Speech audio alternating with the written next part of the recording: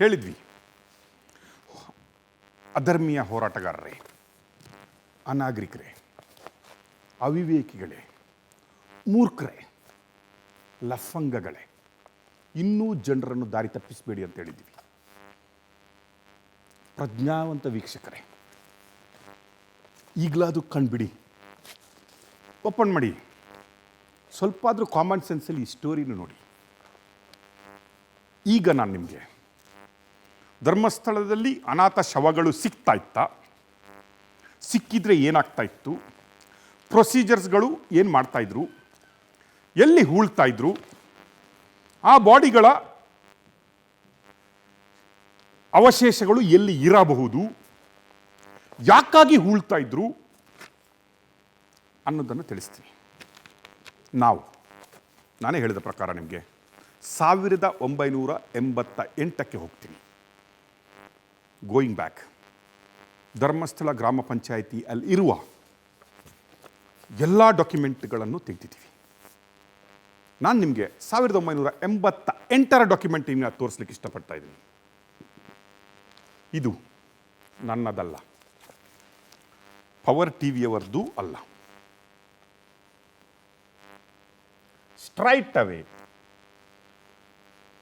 ಇವತ್ತು ಕ್ರಿಯೇಟ್ ಮಾಡಿದಂತಹ ಪೇಪರ್ಗಳು ಅಲ್ಲ. ಇದು fake visa, fake certificate, fake boarding pass Veerendra Hegde ಮಾಡಿದಂಥದ್ದು ಅಲ್ಲ. ಈಗ ನಾನು ನಿಮಗೆ ತೋರಿಸ್ತಾ ಇರೋದು ಆಶ್ಚರ್ಯ ಪಡುವಂಥದ್ದು.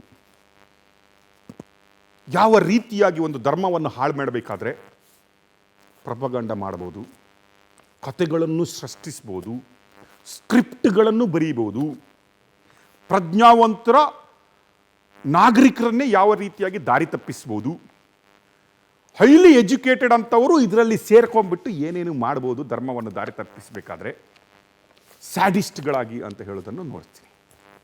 ನಾವು I will take you to this page. ಈ ಪೇಜ್ ಇದೆ ಅಲ್ಲ, ನೋಡಿ, ಝೂಮ್ ಮಾಡಪ್ಪ. ನಮ್ಮ ಪ್ರೇಕ್ಷಕರು, ನಮ್ಮ ವೀಕ್ಷಕರು, ಕರ್ನಾಟಕದ ಜನತೆ ವಾಟ್ಸಪ್ಪನ್ನು, ಫೇಸ್ಬುಕ್ಕನ್ನು, ಯೂಟ್ಯೂಬಲ್ಲಿ ಝೂಮ್ ಮಾಡಿ ಧರ್ಮಸ್ಥಳದಲ್ಲಿ ಬುರುಡೆ ಅಂತ ನೋಡ್ತಾ ಇದ್ರು. ಈಗ ಆ ಬುರುಡೆಯ ರಹಸ್ಯವನ್ನಾದರೂ ನೋಡಿ. ಇಲ್ಲಿ ಕೋರಬೇಕಾಗಿದೆ 1 ನೋಡಿ, ಇದು 87 ಅಂದರೆ 88-89 ಡಾಕ್ಯುಮೆಂಟ್, ಡಿಸೆಂಬರ್ 1989. ಇಲ್ಲಿದೆ ನೋಡಿ, ಡಿಸೆಂಬರ್ 1987, ಸಾರಿ. ಈ ಡಾಕ್ಯುಮೆಂಟ್ ತೋರಿಸ್ತಾ ಇದ್ದೀನಿ ನಿಮಗೆ. ಬೆಳ್ತಂಗಡಿ ಆರಕ್ಷಕ ಠಾಣೆಯ ಯುಡಿಆ ನಂಬರ್ 5487 ರ 174ರ ಮೇರೆಗೆ ಅನಾಥ ಶವವನ್ನು ದಫನ ಮಾಡಲು ಬಾಪ್ತು ಕೊಡಬೇಕಾಗಿ ಕೊಟ್ಟಿದ್ದು 50 ರೂಪಾಯಿ. ಪಂಚಾಯಿತಿಯಿಂದ, ಬೆಳ್ತಂಗಡಿ ಪಂಚಾಯಿತಿಯಿಂದ ಬೆಳ್ತಂಗಡಿ ಮತ್ತು ಧರ್ಮಸ್ಥಳ ಏರಿಯಾದಲ್ಲಿ ಸಿಕ್ಕಂತಹ ಒಂದು ಅನಾಥ ಶವವನ್ನು ಬೆಳ್ತಂಗಡಿ, ಆಗ ಸಬ್ ಪೊಲೀಸ್ ಸ್ಟೇಷನ್ ಇತ್ತು ನೋಡಿ. ಈಗ ಧರ್ಮಸ್ಥಳದಲ್ಲಿ ಫುಲ್ ಫೇಸ್ ಪೊಲೀಸ್ ಸ್ಟೇಷನ್ ಇದೆ, ಆಗ ಇರಲಿಲ್ಲ. That is only sub station ಇತ್ತಲ್ಲಿ, ಒಬ್ಬ ಪೊಲೀಸ್ ಅವನು ಇರ್ತಾ ಇದ್ದ. ಆಗ ಬೆಳ್ತಂಗಡಿ ಠಾಣೆ ಇತ್ತು. ಬೆಳ್ತಂಗಡಿ ಠಾಣೆಯಲ್ಲಿ UDR ಮಾಡಿ ಸೆಕ್ಷನ್ ಪ್ರಕಾರನೇ ಅನಾಥ ಶವ ಸಿಕ್ಕಿದ್ದನ್ನು ನೋಡಿ ಪೋಸ್ಟ್ ಮಾರ್ಟಮ್ ಮಾಡಿಸ್ಬಿಟ್ಟು ಆ ಶವವನ್ನು ಹೂಳಲು ಬೆಳ್ತಂಗಡಿಯ ಪಂಚಾಯತ್, ಅಂದರೆ ಧರ್ಮಸ್ಥಳ ಬೆಳ್ತಂಗಡಿಯ ಪಂಚಾಯತಿಗೆ ಕೊಡಲಾಗುತ್ತೆ ದಫನ ಮಾಡಲು. ಅದಕ್ಕೆ ಆಗ ದಫನ ಮಾಡಿದವನಿಗೆ 1987ರಲ್ಲಿ 50 ರೂಪಾಯಿಯನ್ನು ಕೊಡಲಾಗ್ತಾ ಇತ್ತು ನೋಡಿ, 50 ರೂಪಾಯಿ. ಇದು ನೋಡಿ, ನಿಮ್ಗೆ ಹೇಳ್ತಾ ಇದ್ದೀನಿ, ಅನಾಥ ಶವ. I will give you. ಅನಾಥ ಶವವನ್ನು ಬೆಳ್ತಂಗಡಿ ಪೊಲೀಸವರು ಹ್ಯಾಂಡ್ ಓವರ್ ಮಾಡ್ತಾ ಇದ್ದು ಗ್ರಾಮ ಪಂಚಾಯಿತಿಗೆ, ಧರ್ಮಸ್ಥಳದ ಮ್ಯಾನೇಜ್ಮೆಂಟಿಗೆ ಅಲ್ಲ. ಧರ್ಮಸ್ಥಳದ ಮ್ಯಾನೇಜ್ಮೆಂಟ್ ಅವರು ಸಪೋಸ್ ನೇತ್ರಾವತಿ ಹತ್ರ ಅಥವಾ ಅಕ್ಕಪಕ್ಕದಲ್ಲಿ ಎಲ್ಲಿಯಾದರೂ ಶವಗಳು ಕಂಡು ಬಂದರೆ ಅದನ್ನು ಬೆಳ್ತಂಗಡಿಯ ಸಬ್ಸ್ಟೇಷನ್ಗೆ ಅಥವಾ ಧರ್ಮಸ್ಥಳದ ಸಬ್ಸ್ಟೇಷನ್ಗೆ ತಿಳಿಸ್ತಾ ಇದ್ರು ಇಲ್ಲಿ ಒಂದು ಬಾಡಿ ಇದೆ ಅಂತ. ಕಾನೂನು ಪ್ರಕಾರ ಇಮ್ಮಿಡಿಯೇಟ್ಲಿ ಆ ಶವವನ್ನು ರಿಕವರಿ ಮಾಡಿಕೊಂಡು ಪಂಚನಾಮೆ ಮಾಡಿಕೊಂಡು ಅದನ್ನು ಪೋಸ್ಟ್ಮಾರ್ಟಮ್ ಮಾಡಿಬಿಟ್ಟು ಆ ಶವವನ್ನು 10 ದಿನ ಶವಾಗಾರದಲ್ಲಿ ಇಟ್ಕೊಂಡು ಅದಕ್ಕೆ ಬೇಕಾದಂಥ ನೋಟಿಫಿಕೇಷನ್ಗಳನ್ನು ಪಬ್ಲಿಷ್ ಮಾಡಿ 10 ದಿನದ ನಂತರನೂ ಯಾರೂ ಬರದೇ ಇದ್ದ ಕಾರಣ ಆ ಹೆಣವನ್ನು ಅನಾಥ ಶವವಾಗಿ ಹೂಳಲಾಗುತ್ತದೆ. ಯಾಕೆ ಹೂಳ್ತಾರಂದರೆ ಅನಾಥ ಶವಗಳನ್ನು ಯಾವಾಗಲೂ ಸುಡೋಲ್ಲ ಅನ್ನುವ ಕಾರಣಕ್ಕೆ ಫ್ಯೂಚರಲ್ಲಿ ಬೇಕಾದರೆ ಯಾರಾದರೂ ವಾರಸುದಾರರು ಬಂದರೆ ಲಾಸ್ಟ್ಗೆ ನಮ್ಮ ಅಸ್ಥಿಯಾದರೂ ಬೇಕಂತ ಬಂದರೆ ಅನಾಥ ಶವಗಳನ್ನು ಆಸ್ ಪರ್ ಲಾ ಹೂಳಬೇಕಾಗತ್ತೆ ಅನ್ನುವ ರೀಸನ್ಗೆ ಅದನ್ನು ಪಂಚಾಯಿತಿಯ ಆ ಕ್ಷೇತ್ರದ ಪಂಚಾಯಿತಿಗೆ ಶವವನ್ನು ಕೊಟ್ಟು ಅದನ್ನು ಹೂಳಿಸಲಾಗ್ತಾ ಇದೆ. ಧರ್ಮಸ್ಥಳದಲ್ಲೂ ಕೂಡ ಈ ರೀತಿಯ ರಿವಾಜು ಇತ್ತು ಅನ್ನೋದು ಇಲ್ಲಿ ಪ್ರೂವ್ ಆಗುತ್ತೆ. ಅಷ್ಟು ಮಾತ್ರ ಅಲ್ಲ, ಆಗ ಧರ್ಮಸ್ಥಳ ಮತ್ತು ಬೆಳ್ತಂಗಡಿಯಲ್ಲಿ ಸ್ಮಶಾನದ ವ್ಯವಸ್ಥೆ ಇರಲಿಲ್ಲ. ಸ್ಮಶಾನ ಇರಲಿಲ್ಲ. ಆ ವ್ಯವಸ್ಥೆಯಲ್ಲಿ ಆಗ ಪೊಲೀಸರು ತೋರಿಸಿದಂತಹ ಸರಕಾರಿ ಜಾಗಗಳಲ್ಲಿ ಆ ಹೆಣಗಳನ್ನು ಹೂಳಲಾಗ್ತಾ ಇತ್ತು ಅನ್ನುವುದಕ್ಕೂ ಪುರಾವೆ ಕೊಡ್ತೀವಿ. ಧರ್ಮಸ್ಥಳದಲ್ಲಿ ಯಾವಾಗ ಸ್ಮಶಾನ ಹುಟ್ಕೊತ್ತು, ಯಾವಾಗ ಸ್ಮಶಾನ ಬಂತು, ತದನಂತರ ಬಾಡಿಗಳನ್ನು ಅನಾಥ ಶವಗಳನ್ನು ಎಲ್ಲಿ ಹೂಳಲಾಯಿತು, ಅದಕ್ಕಿಂತ ಮೊದಲು 1998 ನಿಮಗೆ ಪ್ರೂಫ್ ಕೊಡ್ತಾ ಇದ್ದೀವಿ ಎಲ್ಲಿ ಹೆಣಗಳನ್ನು ಹೂಳ್ತಾ ಇತ್ತು ಅಂತ. ಇದು ನಾವು ಒಂದು ಹೆಣಗಳನ್ನು ತೋರಿಸಿದ್ವಿ. ಅದೇ 1997 ಇನ್ನೆಷ್ಟು ಹೆಣಗಳಿದ್ವು ಅನ್ನೋದಕ್ಕೆ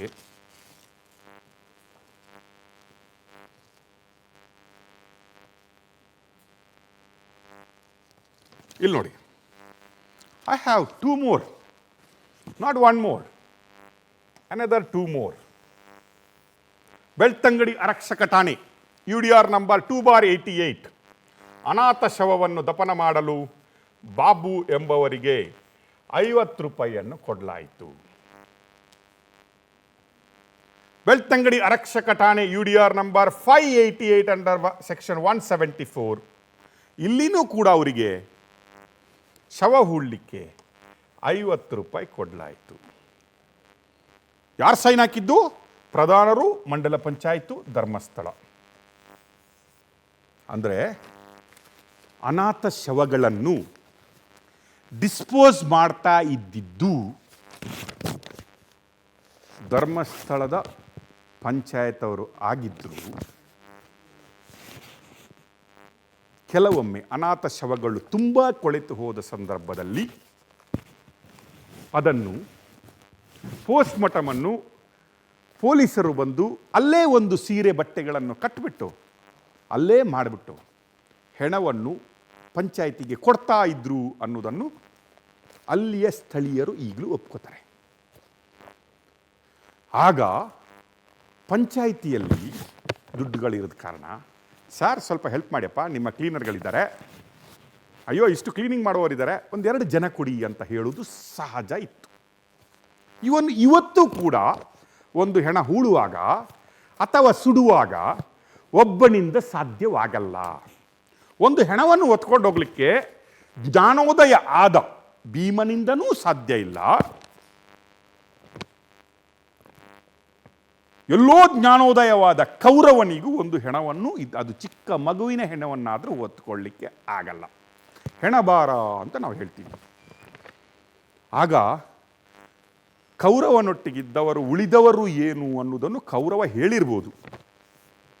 ರೇಪು ಮಾಡಿದ ಮೇಲೆ ಕೌರವ ವಿಕ್ರಮಾದಿತ್ಯ ಹಾಕ್ಕೊಂಡು ಹೋಗ್ತಾ ಇದ್ದಲ್ಲ ಬೇತಾಳ, ಹಂಗೆ ಹಾಕೊಂಡು ಒಬ್ಬನೇ ಹೋಗಿ ಅಗದು ಸೀದಾ ಸ್ಟೆಮಿನಾ ಆಫ್ ಕೌರವ ಒಂದು ಬಾಡಿನ ಎತ್ಕೊಂಡು ಹೆಗಲ ಮೇಲೆ ಹಾಕ್ಕೊಂಡು ದಣಿಗಳು ಹೇಳಿದ ಮೇಲೆ ಕಾಡಿಗೆ 10 ಕಿಲೋಮೀಟರ್ ಒಳಗಡೆ ಹೋಗ್ಬಿಟ್ಟು, ನೋಡಿ ಅವನು TJ ಜಯಂತ ಹುಡುಕ್ತಾ ಇದ್ದಲ್ಲ, ಹಂಗೆ ಹೋಗ್ಬಿಟ್ಟು ಅಲ್ಲಿ ಅಗದು ಬಿಟ್ಟು ಮಣ್ಣು ಮುಚ್ಚಿಬಿಟ್ಟು ಬರ್ತಾ ಇದ್ದ ಯಾರು? ಆ ಕೌರವ ಅನ್ನೋದನ್ನು ನಾವು ನಂಬಿದ್ವಿ. ಈಗ ಆ ಪ್ರೊಸೆಸ್ಸನ್ನು ಧರ್ಮಸ್ಥಳ ಕ್ಷೇತ್ರದ ದೇವಸ್ಥಾನದ ವತಿಯಿಂದ ಮಾಡಲಾಗ್ತಾ ಇರಲಿಲ್ಲ. ಆ ಪ್ರೊಸೆಸ್ಸನ್ನು ಬೆಳ್ತಂಗಡಿಯ ಪೊಲೀಸ್ ಸ್ಟೇಷನ್ ವತಿಯಿಂದ ಧರ್ಮಸ್ಥಳದ ಪಂಚಾಯತ್ ಅವರು ಮಾಡ್ತಾ ಇದ್ರು. ಆ ಹೆಣಗಳನ್ನು ಸ್ಮಶಾನಗಳು ಇಲ್ಲದ ಕಾರಣ ಧರ್ಮಸ್ಥಳದ ಸುತ್ತಮುತ್ತಲಿರುವ ಸರ್ಕಾರಿ ಪ್ರದೇಶಗಳು, ಅಂದರೆ ರೆವಿನ್ಯೂ ಲ್ಯಾಂಡ್, ಈಗ ಕಾಡು ಅದೆಲ್ಲ ಇದೆಯಲ್ಲ, ಅದರಲ್ಲಿ ಹೂಳ್ತಾ ಇದ್ರು. ಯಾರಾದರೂ ನೀವಾದರೂ ನಾವಾದರೂ ಹಾಕಿ ಅನಾಥ ಶವಗಳನ್ನು ನಮ್ಮ ಪಟ್ಟ ಲ್ಯಾಂಡಲ್ಲಿ ಹೂಳಲಿಕ್ಕೆ ಬಿಡ್ತೀವ? ಅಥವಾ ಪಂಚಾಯಿತಿ ಅಧ್ಯಕ್ಷನ ಮನೆಯ ಅಂಗಳದಲ್ಲಿ ಹೂಳಲಿಕ್ಕಾಗುತ್ತಾ? ಸ್ಮಶಾನದೇ ಇಲ್ಲದ ಊರಿನ ಗ್ರಾಮದ ಪ್ರದೇಶದಲ್ಲಿ ಸಿಕ್ಕಿದ ಅನಾಥ ಶವಗಳನ್ನು ಯಾರಪ್ಪನ ಮನೆ ಆಸ್ತಿಯಲ್ಲಿ ಹೂಳುವುದು ಅನ್ನೋದು ನಮಗಿರಬೇಕಾದಂತಹ ಕಾಮನ್ ಸೆನ್ಸ್. ನಾವು 98 ನಾನು ನಿಮಗೆ ತೋರಿಸ್ತಾ ಇದ್ದೀನಿ ಎಷ್ಟು ಹೆಣಗಳನ್ನು ಹೂಳಿದ್ರು, ದುಡ್ಡು ಕೊಟ್ಟಿದ್ರಾ ಅಂತ ನೋಡಿದೆ. ನಾವು ನಿಮ್ಗೆ ಅನಿಸ್ಬೋದು, ಐ ವಿಲ್ ಟೇಕ್ ಯು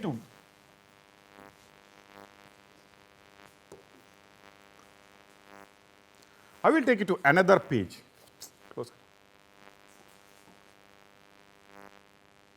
1993ಗೆ ಬರ್ತೀನಿ. 1993ಗೆ ಇದು ಭೀಮಾ ಅಲ್ಲಿ ಜಾಯ್ನ್ ಆಗುವ ಮುಂಚೆನೆ.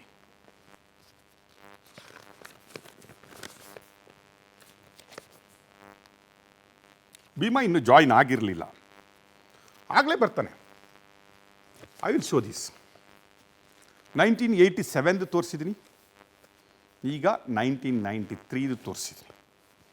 ಧರ್ಮಸ್ಥಳ ಕಲ್ಲೇರಿ ಸಂತಕಟ್ಟೆಯ ಕೋಳಿ ಮಾಂಸದ ಅಂಗಡಿಯ ಮಾರಾಟ ಅಂಗಡಿಯ ಬಗ್ಗೆ ಠೇವಣು ಮರಿಪಾವತಿ ಅಂತ ಬರ್ತಾರೆ ಒಂದು ಕಡೆ.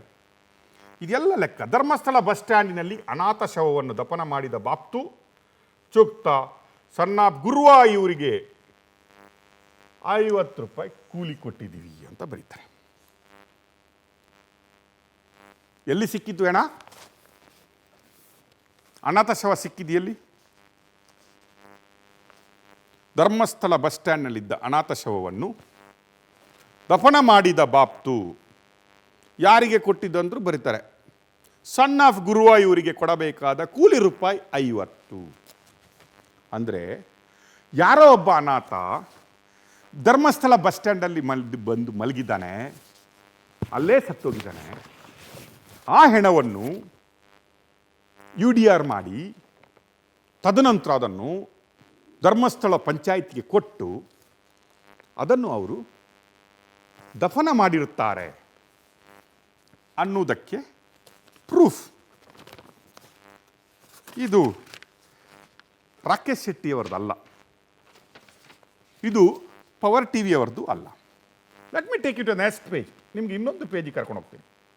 ನೋಡಿ ಇಲ್ಲಿ ವೆರಿ ಸಿಂಪಲ್ ಎಕ್ಸ್ಪ್ಲನೇಷನ್, ತುಂಬ ಒಳ್ಳೆ ಎಕ್ಸ್ಪ್ಲನೇಷನ್ ಕೊಡ್ತೀನಿ ನಾನು ನಿಮಗೆ. ಧರ್ಮಸ್ಥಳ ಅಧಿಕಾರಿಯವರು ನೋಡಿ, ಧರ್ಮಸ್ಥಳದಿಂದ ಬರೆದವರು ರಿಂದಾಧಿಕಾರಿಯವರು, ಆಡಳಿತಾಧಿಕಾರಿಯವರು ಧರ್ಮಸ್ಥಳ ಮಂಡಳಿ ಪಂಚಾಯತ್ ಧರ್ಮಸ್ಥಳ, ಠಾಣಾಧಿಕಾರಿಯಿಂದ ಅವರಿಗೆ ಮಾನ್ಯರೇ. ಏನು ವಿಷಯ ಧರ್ಮಸ್ಥಳ ಬಸ್ ಸ್ಟ್ಯಾಂಡ್ನಲ್ಲಿ ಅನಾಥ ಶವವಿದ್ದು ಅದರ ದಫನದ ಬಗ್ಗೆ ವ್ಯವಸ್ಥೆ ಮಾಡಲಿಕ್ಕೆ ಪತ್ರ. ಯಾರು ಬರೆದಿದ್ದು? ಠಾಣಾಧಿಕಾರಿ, ಧರ್ಮಸ್ಥಳ ಠಾಣಾಧಿಕಾರಿ ಬರೀತಾರೆ. ಹೊರ ಚೆಕ್ ಪೋಸ್ಟ್, ಅಂದರೆ ಆಗ ಧರ್ಮಸ್ಥಳದಲ್ಲಿ ಚೆಕ್ ಪೋಸ್ಟ್ ಇದ್ದಿದ್ದು. ಈ ದಿನ 18/1993 ಬೆಳಿಗ್ಗೆ ಸುಮಾರು 11:45 ಸುಮಾರಿಗೆ ಬಸ್ ಸ್ಟ್ಯಾಂಡಿನಲ್ಲಿ ಒಬ್ಬ ಅಪರಿಚಿತನು ಸೌಖ್ಯವಿಲ್ಲದೆ ತನಗೆ TB ಕಾಯಿಲೆ, ತನಗೆ ಯಾರೂ ಇರುವುದಿಲ್ಲ, ಸಹಾಯ ಮಾಡಿ ಎಂದು ಹೇಳುತ್ತಿದ್ದು, ನಂತರ ಸ್ವಲ್ಪ ಹೊತ್ತಿನಲ್ಲಿ ಸದ್ರಿ ಅಪರಿಚಿತರು ಅಲ್ಲಿಯೇ ಮಲಗಿದ್ದು, ಸ್ವಲ್ಪ ಹೊತ್ತಿನ ನಂತರ 1 ಗಂಟೆಯ ಹೊತ್ತಿಗೆ ಮಲಗಿದ್ದವನು ಹಾಗೆಯೇ ಇದ್ದು ನೋಡಲಿಕ್ಕೆ ಹೋದಾಗ ಅವರು ತೀರ್ಕೊಂಡಿದ್ದಾರೆ. ಕಾಯಿಲೆ ಇತ್ತು, TB ಇತ್ತು ಅಂತ ಅಲ್ಲಿ ಕೂತ್ಕೊಂಡಿದ್ರು. ಪಾಪ ಬೆಳಿಗ್ಗೆ ಮಾತಾಡ್ತಾಯಿದ್ರು. 1 ಗಂಟೆ ಆದಾಗ ದೇವರು ತೀರ್ಕೊಂಡ್ರು. ಏನು ಮಾಡುತ್ತೆ? ನೋಡಿ, ವಿಷಯ ನಾವು ಬರೆದಿದ್ದಲ್ಲ, ಪಟ್ಟಿರುತ್ತೇನೆ. ಇದನ್ನು ನಾವು ವೆರಿಫೈ ಮಾಡಿದ್ದೀವಿ. ಮರಣಪಟ್ಟಿರುತ್ತಾನೆ ಎಂದು ಒಪ್ಪಿದ್ದು, ಸಾವಿನ ಇದರಲ್ಲಿ ನಮಗೆ ಯಾವುದೇ ಅನುಮಾನ ಇಲ್ಲ ಅಂತ ಗೊತ್ತಾಗಿದೆ. ಮೃತರ ದೇಹವನ್ನು ನಾವು ಪೋಸ್ಟ್ಮಾರ್ಟಮ್ ಮಾಡಿದ್ದೀವಿ, ದಫನ ಮಾಡಿ ನಿಮಗೆ ಕೊಡ್ತಾ ಇದ್ದೀವಿ. ಮೃತದೇಹ ದಫನದ ಬಗ್ಗೆ ವ್ಯವಸ್ಥೆ ಮಾಡಿ ಕೊಡಬೇಕಾಗಿ ವಿನಂತಿ. ನೋಡಿ, ಸಬ್ ಪೊಲೀಸ್ ಸ್ಟೇಷನ್ ಧರ್ಮಸ್ಥಳ. ಅನಾಥ ಶವ, ಧರ್ಮಸ್ಥಳ ಬಸ್ ಸ್ಟ್ಯಾಂಡ್. TB ಕಾಯಿಲೆ, ಸಾಯ್ತಾರೆ. ಇನ್ಕ್ವೈರಿ ಆಗುತ್ತೆ, ಡೌಟ್ ಇಲ್ಲ, ನೀವು ದಫನ ಮಾಡಲು ಹೆಲ್ಪ್ ಮಾಡಿ ಅಂತ ರಿಕ್ವೆಸ್ಟ್ ಮಾಡ್ತಾರೆ, ದಫನ ಮಾಡ್ತಾರೆ. ನೆನಪಿದೆನಾ? ನಮ್ಮ ಮೆಟ್ಟಣ್ಣವರ ಟೀಮ್ ಹೇಳುತ್ತೆ, ಭಿಕ್ಷುಕರನ್ನೂ ಸಾಯಿಸವ್ರೆ ಅಂತ. ಭಿಕ್ಷುಕರನ್ನು ಸಾಯಿಸವ್ರೆ. ಯಾರನ್ನು ಬಿಟ್ಟವ್ರೆ? 15 ವರ್ಷ 8 ವರ್ಷದ ಮಗುವಿನಿಂದ ಭಿಕ್ಷುಕನನ್ನು ಬಿಟ್ಟಿಲ್ಲ. ಅವರನ್ನು ಸತ್ತು ಕೊಂದು ಉಳ್ತಾ ಇದ್ರು ಅಂತ ಹೇಳಿದ್ರಲ್ಲ, ನೋಡಿದ್ರ? ಪ್ರೊಸೀಜರ್ ಪಾಲನೆಯಲ್ಲಿ ಇಲ್ಲ ಅಂತ ನಿಮ್ಗೆ ಕೇಳ್ತಾ ಇದ್ದೀನಿ. ಈ ಬಾಡಿಗಳನ್ನು ಎಲ್ಲಿ ದಫನ ಮಾಡ್ತಾ ಇದ್ರು, ಯಾಕೆ ಮಾಡ್ತಾ ಇದ್ರು ಅಂತ ಹೇಳ್ತೀನಿ. ನಿಮ್ಮನೇಲಿ ಬಿಡ್ತೀರಾ ಅನಾಥ ಶವ ನಿಮ್ಮ ಜಾಗದಲ್ಲಿ ಹೂಡ್ಲಿಕ್ಕೆ? ಇಲ್ಲ. ಧರ್ಮಸ್ಥಳದವರು ಅವರ ದೇವರ ಜಾಗದಲ್ಲಿ ಹೂಡ್ಲಿಕ್ಕೆ ಬಿಡ್ತಾರಾ? ಇಲ್ಲ. ಧರ್ಮಸ್ಥಳದ ಅಕ್ಕಪಕ್ಕದವರು ಅವರು ಪಟ್ಟಾ ಲ್ಯಾಂಡಲ್ಲಿ ಹೋಗ್ಬಿಟ್ಟು ಅನಾಥ ಶವಗಳನ್ನು ಹೂಳಿ ಅಂತ ಹೇಳ್ತಾರ? ಇಲ್ಲ. ಬೆಳ್ತಂಗಡಿ ಮತ್ತು ಧರ್ಮಸ್ಥಳದಲ್ಲಿ ಹಿಂದೂ ರುದ್ರಭೂಮಿಯೇ ಇಲ್ಲದಾಗ ಅವರ ಹೆಣವನ್ನು ಮಹೇಶ್ ತಿಮ್ಮರೋಡಿಯ ತೋಟದಲ್ಲಿ ಹೂಡ್ಲಿಕ್ಕಾಗತ್ತಾ? ಅಕ್ಕಪಕ್ಕ ಇರುವ ರೆವಿನ್ಯೂ ಲ್ಯಾಂಡ್, ಗೌರ್ಮೆಂಟ್ ಲ್ಯಾಂಡ್, ಅಲ್ಲೇ ಪೊಲೀಸ್ ಅವರಾಗಲಿ, ಇನ್ನಿತರರಾಗಲಿ, ದಕ್ಷಿಣ ಕನ್ನಡ ಆಗಲಿ, ಉತ್ತರ ಕನ್ನಡ ಆಗಲಿ, ಬಿಜಾಪುರ ಆಗಲಿ, ಬೆಂಗಳೂರಾಗಲಿ ಸರ್ಕಾರಿ ಜಾಗದಲ್ಲೇ ಹೂಳ್ತಾ ಇದ್ದಿತ್ತು. ಅದಕ್ಕೆ ಇನ್ನೊಂದು ಪ್ರೂಫ್. ಇಷ್ಟು ಸಾಕಾಗಿಲ್ವಾ?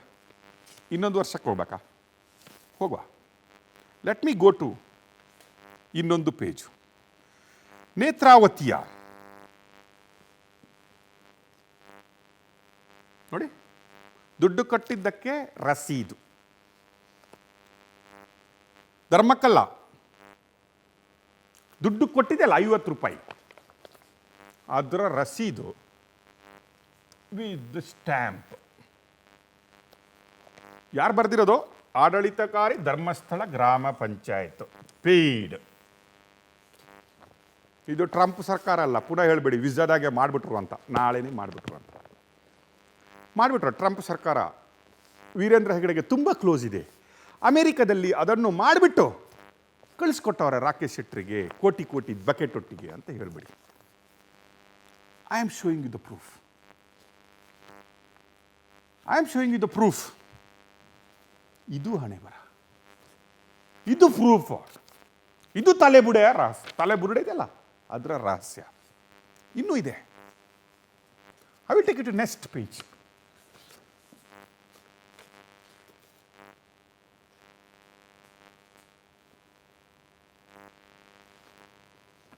ಇನ್ನೊಂದಿದೆ ನೋಡಿ.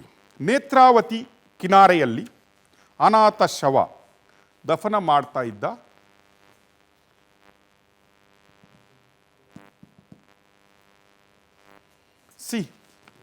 ಇನ್ನು ಆಯ್ತಪ್ಪ, ನೀವು ಹೇಳ್ತಾ ಇದ್ರಿ ಅಲ್ಲಿ ಇಲ್ಲಿ. ನೇತ್ರಾವತಿ ಹತ್ರ ಏನಾಯ್ತು? ಇವರೆಲ್ಲ ಮರ್ಡರ್ ಮಾಡ್ತಾ ಇದ್ದಿದ್ದು ನೇತ್ರಾವತಿ ಹತ್ರ, ಇವರೆಲ್ಲ ಹಾಕ್ತಾ ಇದ್ದಿದ್ದು ನೇತ್ರಾವತಿಗೆ, ಇವ್ರದೆಲ್ಲ ಹಣೆಬರೆಗಳು ಮಾಡ್ತಾ ಇದ್ದಿದ್ದು ನೇತ್ರಾವತಿಯಲ್ಲಿ.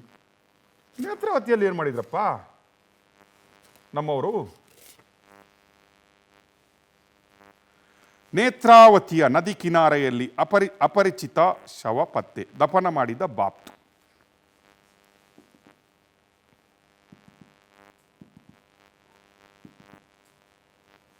ತೋರಿಸಿ ನೋಡಿ.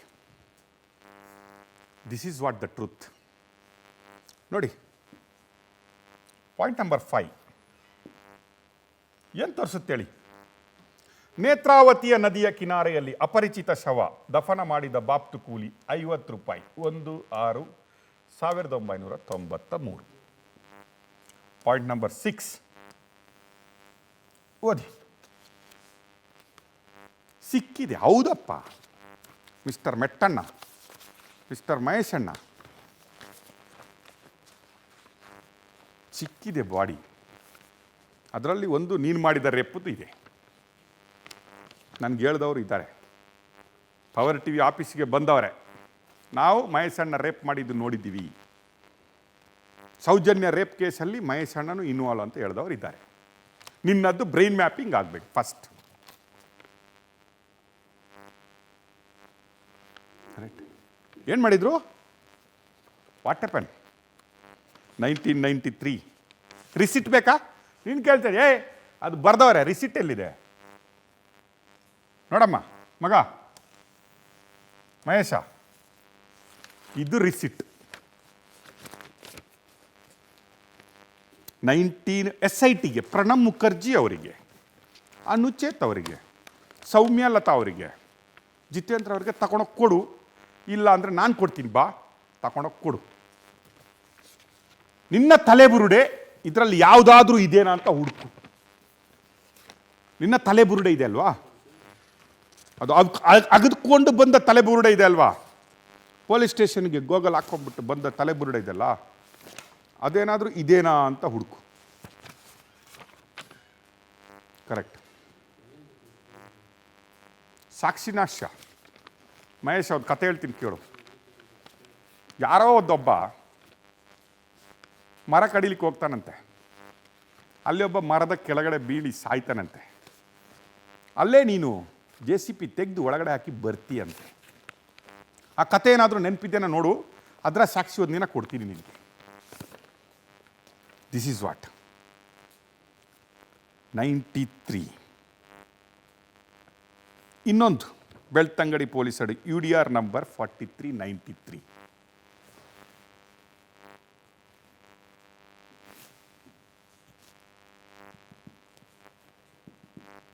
ಬೇಕಾ ನೋಡಿ, ಇನ್ನೊಂದಿದೆ, ಇನ್ನೊಂದು UDR ನಂಬರ್ ಬೆಳ್ತಂಗಡಿ ಪೊಲೀಸ್ ನೋಡಿ, ನೋಡಿದು